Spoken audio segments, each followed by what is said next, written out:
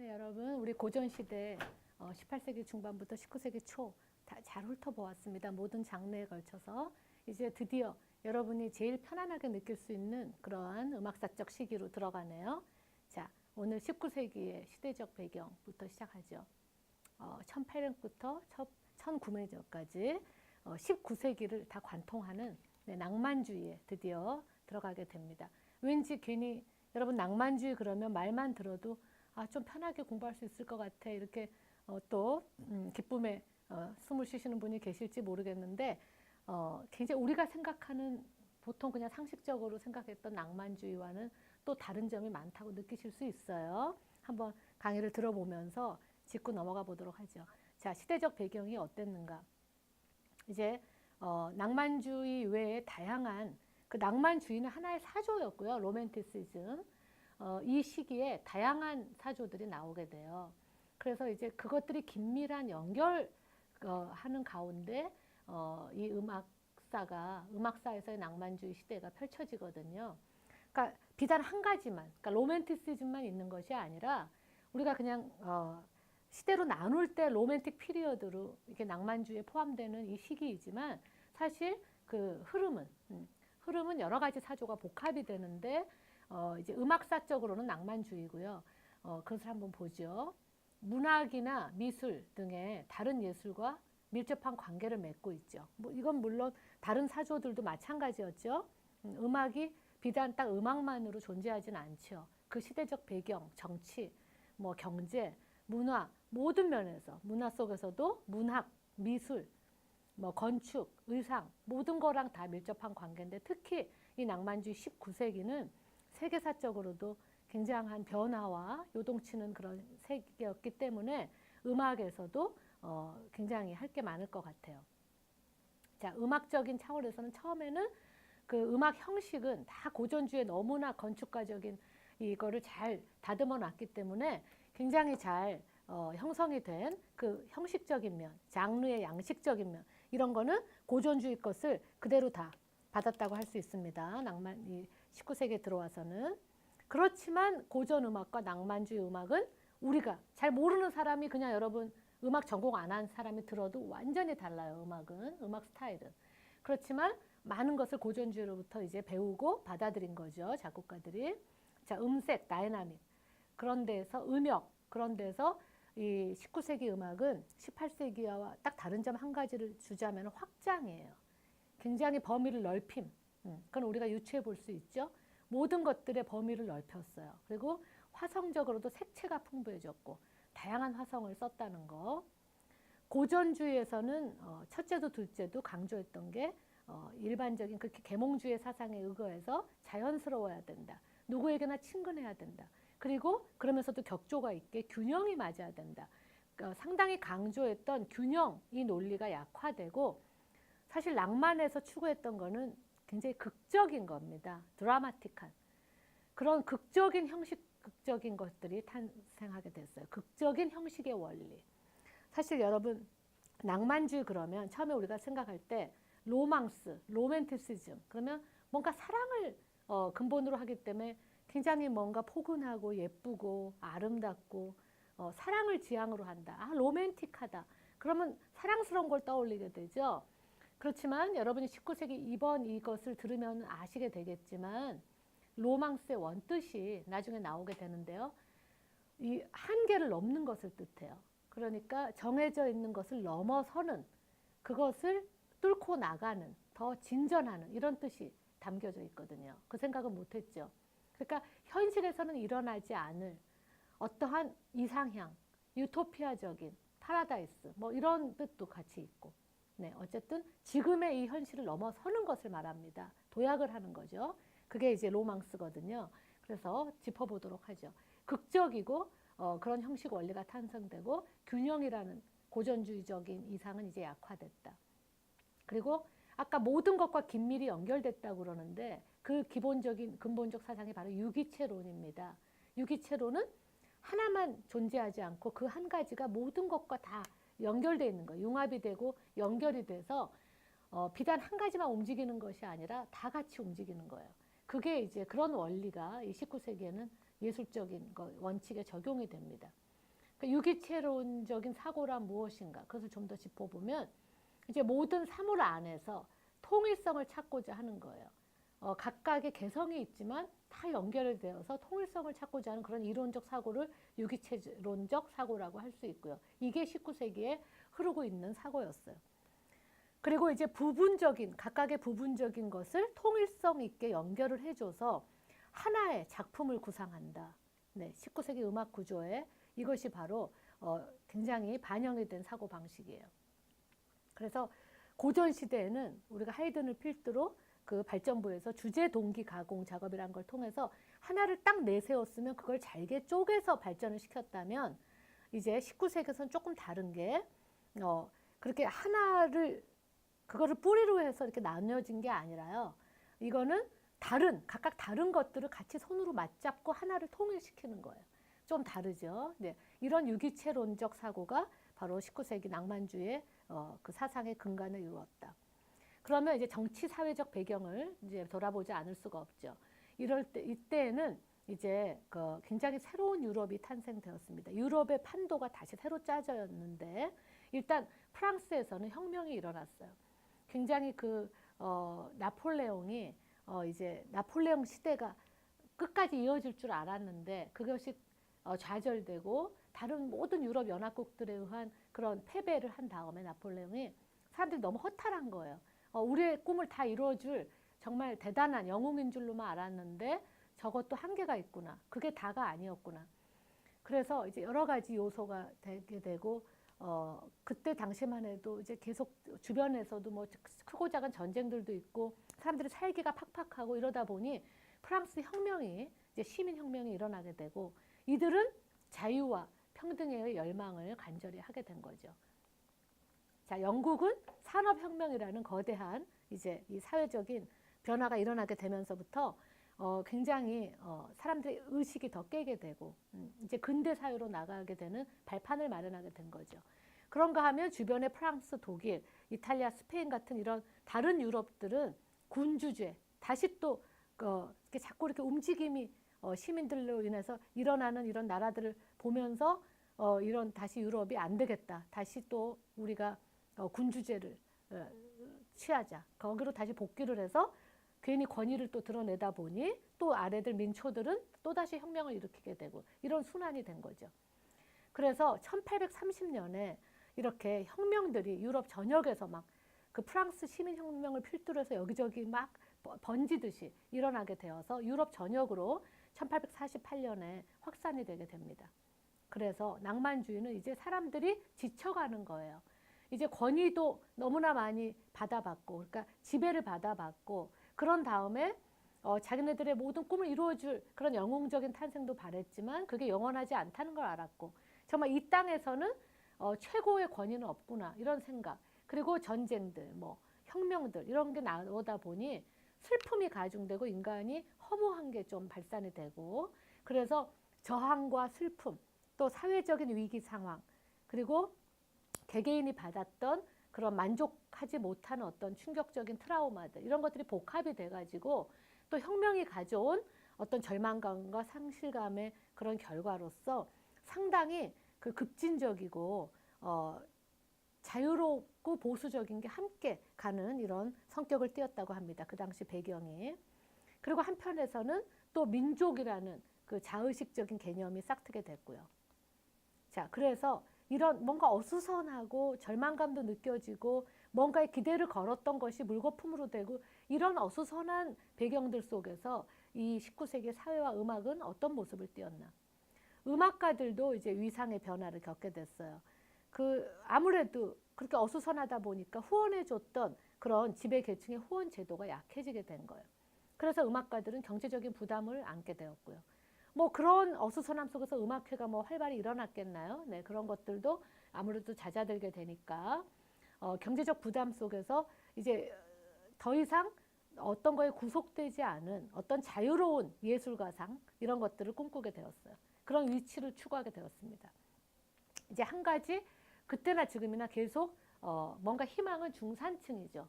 네, 아주 지배계급도 아니고 아주 어려운 계급도 아닌 중산층의 대두가 이때부터 시작되게 돼서 그야말로 귀족들의 후원이 끊어진 대신 중산층들이 우리의 음악과 문화를 살려야 되겠다 하는 필요의식 속에 연주 단체들을 후원하고, 그래서 살롱 음악회, 크고 작은 살롱 음악회들이 자기들끼리 동호인들끼리 모여서 형성하는 그런 음악회들이 나오게 되고 거기에 참여하게 되고, 그래서 이 음악가들은 이제 후원을 받으면서 자기들의 위치도 찾고자 했고 중산층들도 그렇게 대두가 됐어요.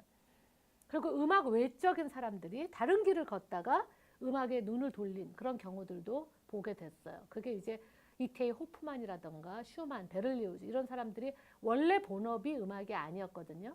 호프만, 슈만 이런 사람들은 법률가의 길을 가다가 음악가로 돌아서게 됐고, 베를리오즈도 이제 부모의 권유에 따라 의학의 공부를 하다가 음악인으로 돌아서서 굉장한 성공을 거둔 케이스가 됐죠.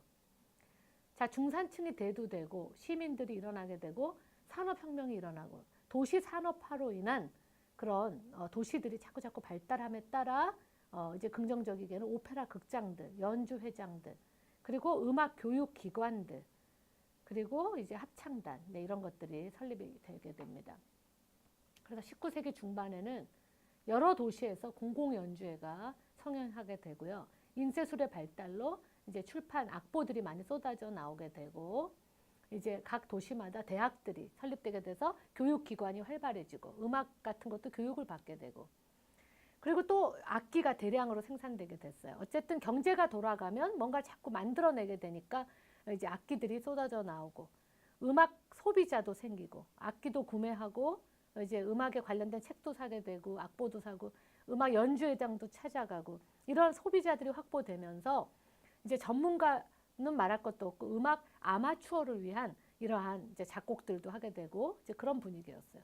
오페라는 더욱더 성행이 됐습니다. 이제 고전 시대에 오페라 부파가 이제 활달하게 일어났잖아요. 그러면서 더욱더 성행이 되고 모두에게 가면 이제 조금 현실을 잊을 수 있겠구나. 오페라를 보면 스토리가 있고 음악도 다양하니까 들을 수 있구나.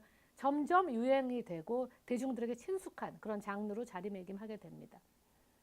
그리고 이제 음악의 부류는 이렇게 다양해지다 보니까 딱 굉장한 분명한 선이 있게 돼요. 전문가냐 아마추어냐. 그래서 정말 깊이가 탁월한 아주 교육을 제대로 받아서 처음부터 음악의 길을 갈게 되는 탁월한 음악가들과 그 다음에 그냥 즐길 수 있는 즐기는 것을 좋아하는 아마추어 음악가들 간의 이런 공존 두 개가 다 존재하는 이런 게 되게 됐고, 그 다음에 살롱 음악회가 유행했다고 그랬잖아요. 그러다 보니 이제 서로 그 예술가들끼리 서로 주고받으며 음악적 사상도 공유하게 되고, 그리고 이제 돈을 좀 많이 벌은 그런 사람들이 이제 예술가들 중심에 서게 되고, 살롱 음악회는 사교장이나 마찬가지예요. 음악만 듣는 게 아니라 거기 가서 서로 소통하고 사교를 하는 거예요. 네, 이런 게 낭만주의 시대에 매우 많이 성행해서 여러분이 들어봤겠지만 19세기 낭만주의 음악가들은 굉장히 사교계와 밀접한 연관을 지을 수밖에 없는 그런 구조적인 사회상이었어요. 그래서 거기서부터 출발된 굉장히 유명한 회자되는 이런 그 살롱 음악회로서 이제 슈베르트의 아덴이라는 게 가장 유명한데, 이게 슈베르트 작곡가 슈베르트를 중심으로 한 그 슈베르트 지인들, 친구들의 모임. 굉장히 그들은 수준 높은 음악을 연주하고 감상하고 이런 모임이었는데 그걸 슈베르트의 아덴이라고 합니다. 슈베르트와 그의 친구들. 그런가 하면 아까 공존한다고 그랬잖아요. 비더마이어라는 거는 이제 원래 원어적으로 하면 좀 저속한, 좀 급이 낮은 이런 뜻이 있대요. 이 언어 자체에. 그래서 이렇게 편하게 썼지만 사실 아마추어 음악가들이 그냥 뭐 꼭 유명한 슈베르트가 아닌 너도 나도 그냥 모여서 하는 이런 비더마이어가 많이 나왔는데, 지금 음악사 학자들이 보기에는 비더마이어의 그때 당시의 존재감이 지금의 음악을 있게 했다. 그들이 저변에 있으면서 음악 활동을 굉장히 다양하게 펼쳤기 때문에 많은 사람들이 더 낭만주의 음악을 접할 수 있는 기회가 아니었나. 그래서 비더마이어도 중요한 위치입니다. 음악 교육이나 음악 보급에 있어서 이 역할을 간과할 수 없다는 거죠. 자, 이제 19세기에 아까 낭만주의, 로맨티시즘뿐 아니라 여러 사조가 있었다고 분명히 말씀드렸잖아요. 그것을 짚어보겠어요. 19세기의 특징은 이런 미학적 움직임이 있었다는 거예요. 그러니까 그 사조들이 다 미학에 관계돼요. 한 세대마다 어떤 아름다움을 추구하는가, 어떠한 문화관을 형성하는가, 이런 미학적인 움직임이 있는데 19세기에는 다양한 것이 나왔는데 첫 번째로는 로맨티시즘, 낭만주의고 그다음에 사실주의, 그러니까 굉장히 낭만주의에 큰 영향을 줬어요. 그러니까 아름다운 것만 보려고 하는 게 아닌 그 이면에 감춰진 어떤 추함을 통해서도 인간의 내면을 들여다볼 수 있고, 사람이 어떤 사물을 보았을 때 좋은 점만 보는 것이 아닌 있는 그대로를 받아들이는 사실주의, 그리고 자연주의 연관돼 있죠. 사실주의와 있는 그대로를 보는. 그 다음에 역사주의, 민족주의. 근데 이거는 굉장히 그때 당시 앞서간 그 음악가들 있죠. 예를 들어 J.S. 바흐라든가 뭐 베토벤이라든가 많이 연구하면서 굉장히 추구하는, 그들의 그 음악을 답습하려고 하는 이런 움직임들이 일어났거든요. 그래서 이 5가지, 낭만주의, 사실주의, 자연주의, 역사주의, 민족주의, 이러한 사조를 기반으로 해서 19세기 미학이 이제 제대로 자리를 잡혀가기 시작한 거예요. 자, 낭만주의, 로맨티시즘은 제가 아까 어원을 말씀드리면서 조금 언급을 했는데, 로맨틱이라는 단어의 원래 유래가 이제 슐레겔이라는 사람이, 유명한 사람이 문학 잡지를 펴내면서 거기에 로망스라는 이름을 언급을 했어요. 로망스라는 이름 자체가 불어라는 거예요. 그래서 이제 슐레겔은 독일 사람인 것 같은데 불어인 로망스를 쓰면서 낭만적인 시라고 말을 해서 그게 딱 굳어진 거예요. 로망스, 로맨틱, 그 낭만적인 시. 그래서 이 어원이 나오게 된 그런 배경이고요. 이 낭만주의를, 로맨티시즘을 가장 구체적으로 실현하며 제일 잘 활용한 나라가 바로 독일이에요. 우리가 보통 생각할 때는 그 이전에 많은 영향을 끼친 이탈리아나 프랑스인 것 같은데, 또 꼭 프랑스인 것 같은데 로망스 그러면 아니에요. 그 슐레겔이라는 학자도 독일 학자잖아요. 그 사람이 예나라는 그 대학 도시를 기반으로 해서 이제 형성하게 된 건데, 독일에 오히려 낭만주의 운동이 확 일어나서 굉장히 그 프랑스를 거쳐 유럽에 퍼지게 하는. 그러니까 굉장히 독일은 굉장히 고전적인 것 같고 바로크가 더 어울릴 것 같은데 아니죠. 굉장히 낭만주의 음악을 태동시키고 발전시킨 게 독일이다. 그러니까 여러분이 그렇게 생각하면 돼요. 자꾸 낭만주의를 어떤 사랑의 개념으로 이해하지 말라고 한 것에 포인트를 두고, 그러면 여러분이 독일과 연관을 지을 수 있을 거예요. 낭만은 한마디로 뛰어넘는 거, 어떤 한계를 느끼지 않고 더 유토피아적인 거, 어떤 이상향적인 것을 추구하고 한계를 뛰어넘는다.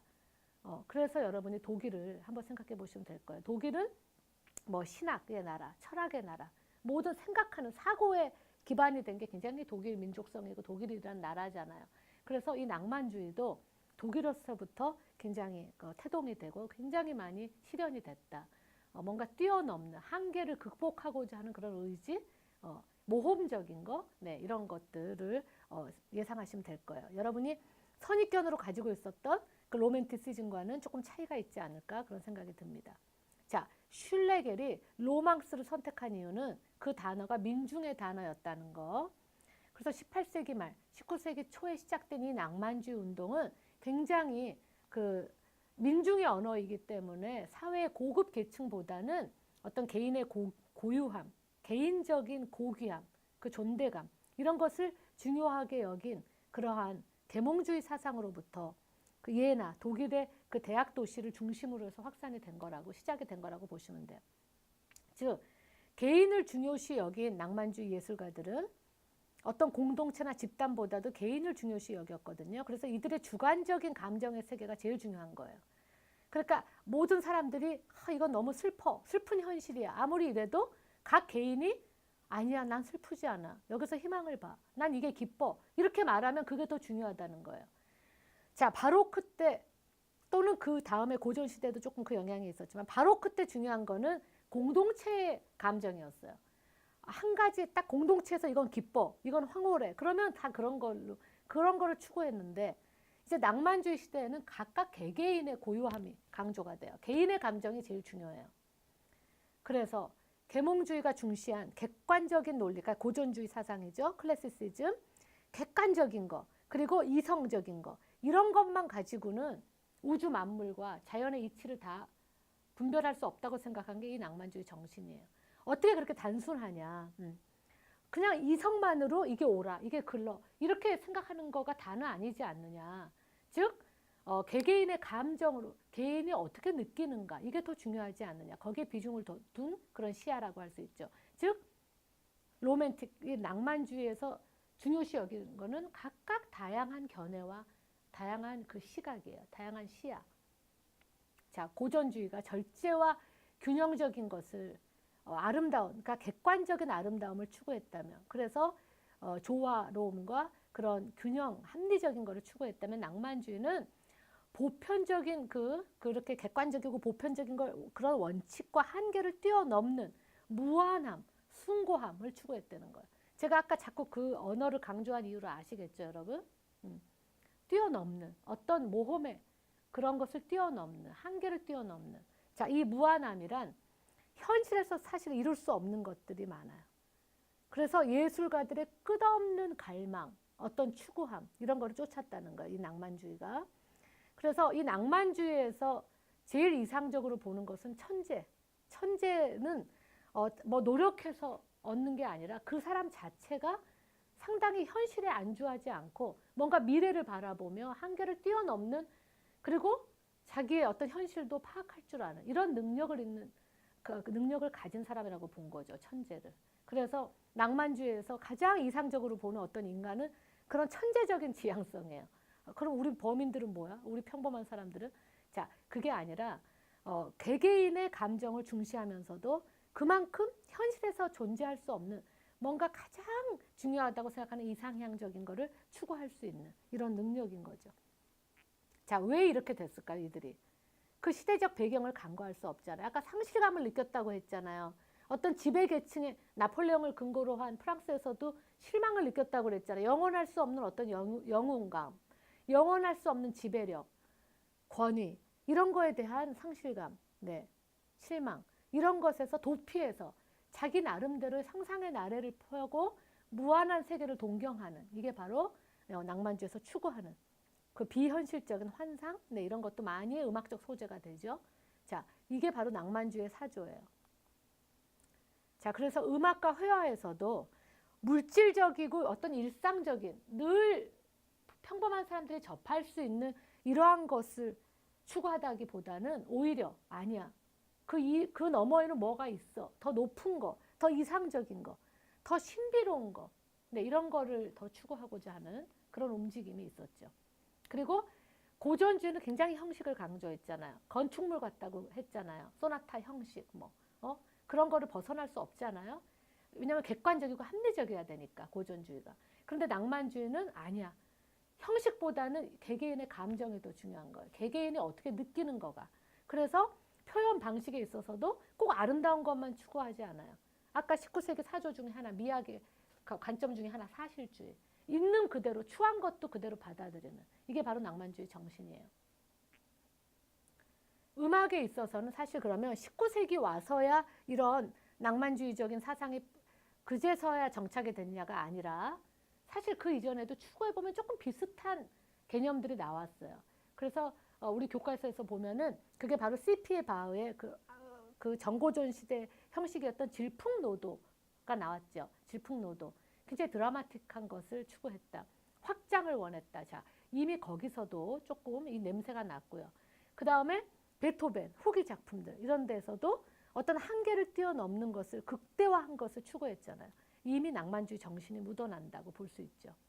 그래서 19세기 미학은 18세기 계몽주의가 없이는 또 이루어질 수 없지요. 네, 모든 역사란 그렇듯이 정반합의 원리에 의해서 앞서간 것들을 기반으로 해서 더 발전을 시키는 거기 때문에 18세기 경험주의 이 사고를 전제로 해서 발생이 된 것이고 18세기 후반에 형식이나 언어를 주관적인 각각 개개인의 감정에 덧입혀서 다양하게 변모시킨 그런 형식이라고 볼 수 있어요. 그래서 19세기의 그 미학적 5가지 중 제일 중요한 게 이제 낭만주의고 두 번째로 사실주의, 자연주의를 보면요.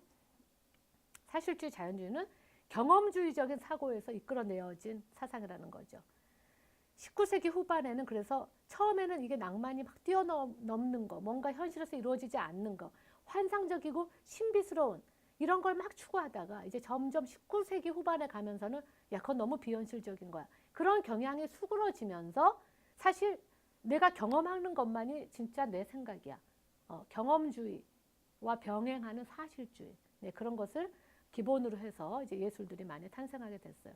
문학으로 보자면 여러분 올리버 트위스트 그리고 뭐 톰 소여의 모험 이런 모험을 중시하고 이런 것들이 많이 인기였고 그다음 굉장히 그 지배계층이 아닌 그 노동자 계층 그런 거 일상적인 거를 다루고 또 인간이 느끼는 슬픔 그리고 어떤 사회적 전반적인 것에 가리워져 있는 그런 어떤 그림자, 어두움, 추함 이런 것도 다 같이 드러낼 수 있는 그러니까 여러분이 19세기 오페라만 떠올려 봐도 라보엠 같은 거 가난한 그 화가의 어떤 그들만의 사랑, 그들만의 어떤 처참함 이런 것들이 다 그대로 나오잖아요. 라트라비아타 어떤 계급에 있어서 사회적인 선입견으로 좀 비천하게 여겼던 그런 여자의 접대부의 그런 모습, 라트라비아타. 그렇지만 그녀가 얼마나 꿈꾸는 거를 그리고 있는가. 그의 사랑, 뭐 이런 거. 사실 그대로를 드러낼 수 있는. 카르멘도 마찬가지죠. 스페인, 집시가 계층인. 자, 주로 이제 그런 것들이 주제였다는 거.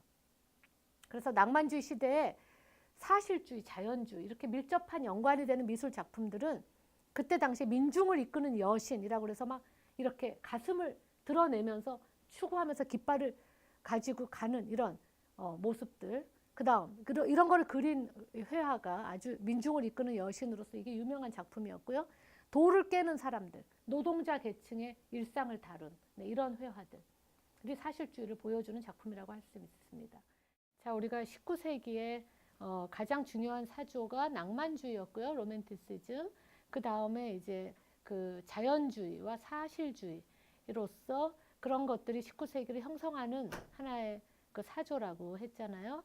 자, 그렇다면 역사주의와 민족주의 또 빼놓을 수가 없습니다. 이제 그 낭만에 와서 이전에 그렇게 새롭게 다루지 않았던 역사가 재조명이 된 거예요. 재평가가 되고 문명이 단테라, 셰익스피어라든가 세르반테스 등의 그들이 쓴 문학이 새로운 조명을 받게 되었습니다.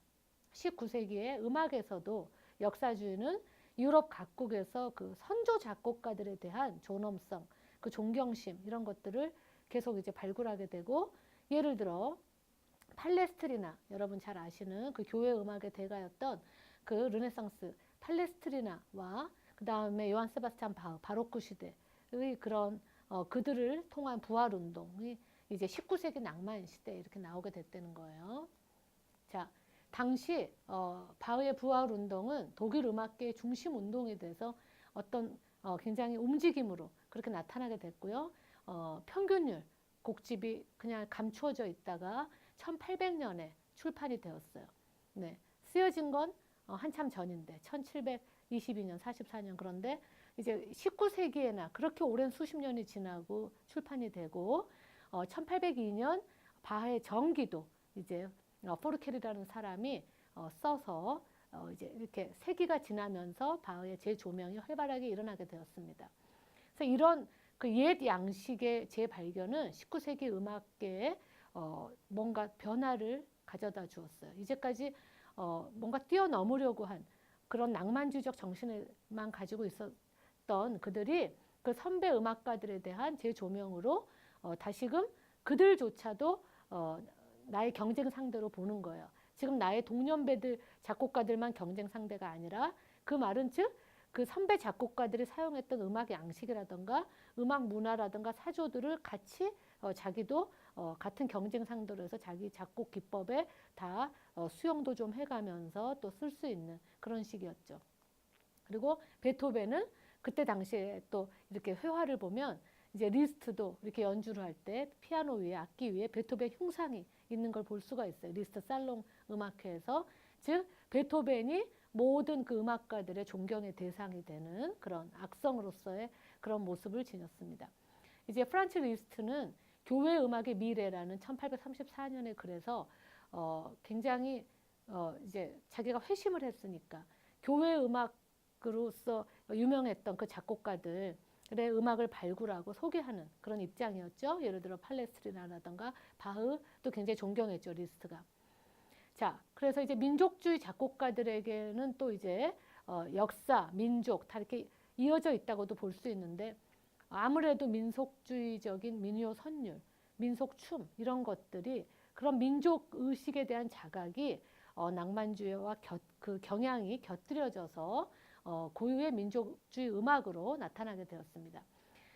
이제 물론 19세기 후반에 나타나는 그 서유럽 중심 말고 변방의 민족주의적인 자국의 어떤 이익을 위한 그런 음악과 그런 특색 있는 것과는 또 다른 이건 좀 다른 거예요. 이제 그렇지만 어쨌든 19세기의 나타났던 민족주의 운동이라는 거는 꼭 그런 것이 아니라 그냥 자국의 자신들의 그 민족주의 작곡가들에 대한 존경, 역사주의와 함께 더불어서 굉장히 19세기 미학적 사조로 중요성을 띠게 됩니다.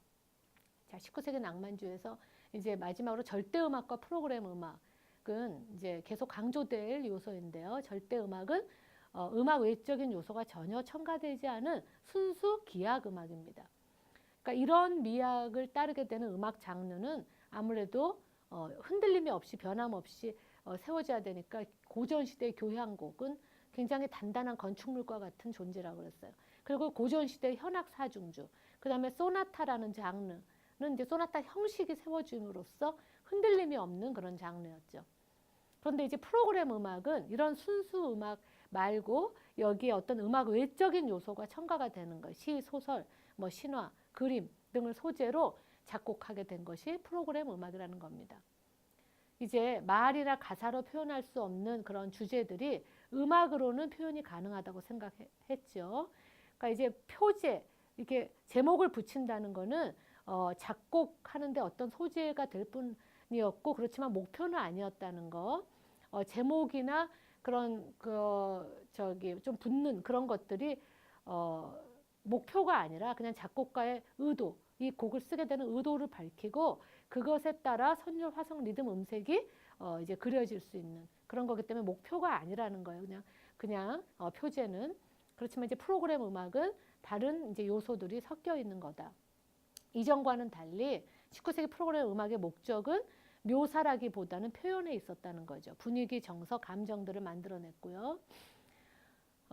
고전시대의 베토벤의 전원교향곡도 작곡가의 감정을 표현한 거죠. 시냇물 소리, 새소리, 그 전원의 풍경들이 나오게 된 그런 교향곡이 됐죠. 자, 낭만시대의 대부분의 그 피아노와 오케스트라를 위한 음악에서 프로그램이 나오게 되는데 프로그램 음악이 예를 들어 슈만 또 이제 무스로스키 이런 작곡가들에 의해서 이제 프로그램 교향곡, 교향시, 연주회용, 서곡, 부수음악 이런 종류가 나왔는데 물론 슈만은 프로그램 교향곡이 아니에요. 이 사람은 절대음악 고수자예요. 여기 같이 써져 있어서 혼돈하실 수가 있는데 이제 무스로스키는 뭐 전람의 그림이라든지 뭐 그런 것들이 있지만 프로그램 작곡가로서 이렇게 구분짓지는 않아요. 그러니까 이거는 이제 여기에 써 있는 게 조금 어울리질 않는데 어쨌든 그 대부분이 오케스트라 곡이나 이런 것들에서 이제 프로그램 음악이 보여지게 됐다. 자, 19세기의 절대 음악과 프로그램 음악이 공존했다고 볼 수 있다는 거죠. 이제 이런 거에 대해서 한슬릭이라는 비평가는 비판을 합니다. 이제 이 사람은 절대 음악파예요. 그래서 프로그램 음악에 대해서 비판을 하는데 음악의 내용이 순수하게 음악적인 것만 고려를 해야지 음악 외적인 것들, 그런 요소가 개입되는 것을 비판했습니다. 즉 이상적인 절대 음악 고수자로서 한슬릭이 굉장히 높이 평가한 사람은 바로 요하네스 브람스입니다. 브람스가 그 절대 순수 음악을 고수하게 되고 여러분 19세기 오케스트라 음악에도 나오게 되겠지만 브람스는 획기적인 그 작곡 기법이 있음에도 불구하고 그것을 사용하면서도 정신만은 상당히 절대 음악, 순수 음악 지향자였습니다. 그래서 그 베를리오즈가 이제 프로그램 음악의 대표적인 작곡가예요. 베를리오즈의 환상교향곡 이제 그런 오케스트라 곡이 나오면서 프로그램 음악 외적인 것이 도입됐다고 하는 이제 최초의 그 프로그램 음악이라고 볼 수 있는데 이제 베를리오즈의 이런 모습들 점점 나이가 들어가는 모습들이네요. 순서대로. 자, 환상교향곡 이렇게 디스크 자켓이고 이제 환상교향곡의 그 스토리가 베를리오즈가 너무나 연모했던 한 여자 배우, 여류 배우, 당시 유명했던 해리엇 스미슨이라는 여류 배우를 이제 공연 마치고 나오는 그녀를 보면서 한눈에 반하게 돼요. 그래서 그녀에 대한 연모를 그린 것이 바로 환상교향곡이고 거기에서 그 해리엇 스미스를 그리는 동기, 회상 동기뿐 아니라 자기 자신 이야기이기도 해요. 자기 자신의 스토리예요. 그리고 또 그 외 프로그램 음악의 예로서 차이콥스키, 러시안 차이콥스키가 1812년이라는 제목의 그 작품을 내놓게 되죠. 자, 이 오케스트라 곡인데 여기에서 이제 나폴레옹이 러시아를 침공했을 때 그런 것들을 묘사하는데 그때 상상해보는 어떤 대포 소리, 뭐 굉장히 전쟁의 포화 소리 이런 것들을 다 그 영상으로 표현을 해서 굉장히 음향으로 나와서 우렁차고 시끄럽게 묘사가 되고 3대 관현악 표제 음악 중 하나로, 그러니까 이것도 프로그램 음악이자 표제 음악이에요. 1812년 서곡. 자, 19세기 이제 음악적 특징으로 또 이제 간과할 수 없는 것이 피아노와 리트의 발달입니다. 피아노라는 악기가 모든 가정에 다 있게 되고 가장 중요한 악기가 되고 특히 19세기에 개량된 피아노는요. 새로운 페달 기법, 3개의 페달이 다 있게 되면서 굉장히 따뜻하고 풍부한 음색으로 표현될 수 있다는 이런 생각하에 피아노 음악이 쏟아져 나오게 돼요. 다양한 음악들이. 그리고 피아노로 반주할 수 있는 음악이니까 독일 리트가 또 굉장히 발전을 하게 되죠. 그래서 피아노 음악의 발달과 서정시 문학이 같이 어우러지면서 꼽히게 되면서 독일 예술가곡 리트가 나오게 되는데 이제 여기서는 피아노가 더 이상 반주의 역할이 아니라 노래 이상의 그보다 어쩌면 더 중요한 역할을 감당한다고 할 수 있는 그 피아노 그 섹션이 나오게 되는 거죠. 서로 공존한다고 볼 수 있죠. 자, 19세기 음악의 형식은 한마디로 그 표현 재료, 음악적인 재료를 확장시키는 겁니다. 더 연장시키는 거예요. 그래서 클라이막스를 될 수 있으면 빨리 나오지 않고 더 연장하고 길게 끌어서 길게 연장시키는 거. 고전주의의 형식은 아주 투철한 그 음악 형식 폼 안에 그 안정성을 확립한 다음에 클라이막스를 거쳐서 다시 으뜸조로 해결하는 이런 방법이었다면 낭만 19세기 음악에서는 최고조로 클라이막스를 더 연장시켜서 뒤에다 갖다 놓는 이런 것이 기법의 하나였습니다. 자, 영가곡, 송사이클로서는 19세기 작곡가들이 특히 많이 썼는데 슈만의 잘 알려진 시인의 사랑, 또 여인의 사랑과 생애 이런 것들. 그래서 슈만은 음악 외적인 아이디어를 피아노 작품 속에서도 많이 활용을 했어요. 그렇지만 이렇게 제목이 붙었고 외적인 아이디어를 썼지만 슈만은 절대 프로그램 음악 작곡가라기보다는 절대 음악의 부류에 속해요. 이렇게 나뉘었을 때 작곡가를 이제 그건 다음 시간에도 나옵니다. 슈만은 굉장히 보수적인 입장을 취하려고 그 리스트로 대변되는 리스트 바그너의 신음악을 반대하는 입장에 섰던 작곡가였다는 것. 슈만은 피아노 음악이나 이런 여러 음악 외적인 것들을 통해서 캐릭터 피스라고 하는 독창적인 장르를 구축하게 되는데 이것은 한마디로 이제 피아노 작품인데요. 그런 개별 곡들이 유기적으로 묶여서 하나의 곡들이 되는 거예요. 짤막짤막한 그 장면들이 이어져서 만들어진 캐릭터 피스가 있고 매우 다양한 제목이 있습니다. 그럼에도 불구하고 이거는 표제 음악이라고 할 수는 없는 거예요. 자, 피아노 곡으로 빠삐용, 카니발, 다비드 동맹 춤곡, 크라슬라리아나, 어린이 정경 뭐 이런 것들. 자, 뭐 사람 이름이 될 수도 있고 그 지역의 이름이 될 수도 있고 이런 걸 따서 성격적 소품을 썼어요. 특히 슈만의 그 성격적 소품이 왜 특이하냐면 작곡가로서 자기 자신을 아무래도 드러내게 되잖아요. 작품 안에는. 근데 슈만은 자기가 혼자라고 생각을 안 했어요. 자기는 두 가지 양면성이 있다. 하나는 굉장히 내면적이고 사색적이고 그런 내성적인 오이제비우스 같은 성격이다. 플로레스타는 활달하고 창의적이고 남성적인 성격의 지향성, 외향적인 이렇게 두 가지로 오이제비우스와 플로레스타 이렇게 두 가지 어떤 자기 자신을 이미지화해서 모든 자기의 성격적 소품 아래 딱 이니셜만 쓴 거예요. 오이제비우스는 E, 플로레스탕 F 써서 정말 이런 이중적 자기의 자아상을 작품에다가 넣었다는 거죠. 이것만 봐도 얼마나 캐릭터 피스인가를 알 수 있어요. 그래서 슈만 피아노 곡을 치다 보면 아 이거는 오이제비우스라고 써 있는 거 보니 굉장히 내면성을 구사해야 되는구나 이런 거를 구분할 수가 있는 거죠. 자, 슈만에서 리스트에서도 또 나왔던 건데 Thematic Transformation, 주제의 통일성을 주는 하나의 방법으로서 자꾸 변형되는 거예요. 폭넓은 시간과 간격을 두고 주제가 자꾸 재현되는 방법입니다. 이거는 마치 베를리오즈의 그 나오는 회상 동기, 이데픽스라든가 또 바그너에서 나오는 그런 라이트 모티브 다 같은 말이에요. 이름만 다르지 결국은 같아요.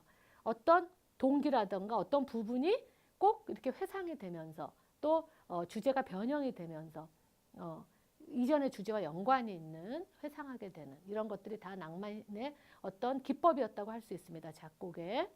자, 그래서 지금까지 있었던 그 5개의 미학을 포함해서 그 19세기 음악의 이런 흐름들을 보면 19세기는 우리가 알고 있는 낭만주의만 있었던 것이 아니라 다양한 사조가 한 5가지 정도가 나오는데 그것은 바로 낭만주의, 사실주의, 자연주의, 역사주의, 민족주의 등이 복합적으로 서로 얽혀서 공존하게 된다. 예술 가곡, 이제 독일 리트라든가 또는 슈만이 주창한 캐릭터 피스, 성격 소품 같은 소규모 장르도 이제 성악에서나 피아노 악기에서 발전하게 되었다.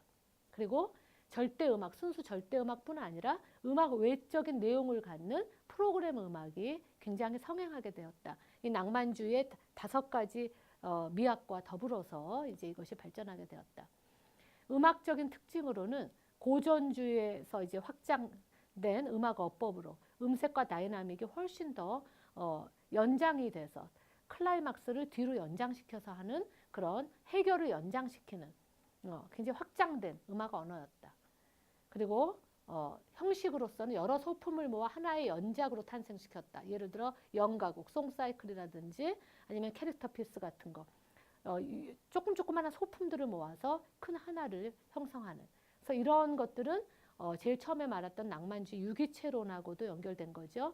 즉 낭만주의 사조는 비단 한 가지만 말할 수 있는 것이 아니라 이렇게 다양하게 여러 사조들이 긴밀한 연결하에 다 연결되어 있으면서 나타나게 된 작곡의 경향을 보여준다.